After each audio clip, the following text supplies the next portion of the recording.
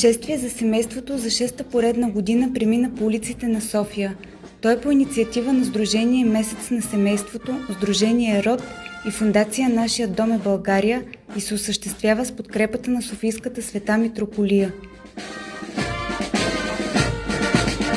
Шествието тръгна от площад Света Неделя, премина през големи столични булеварди и стигна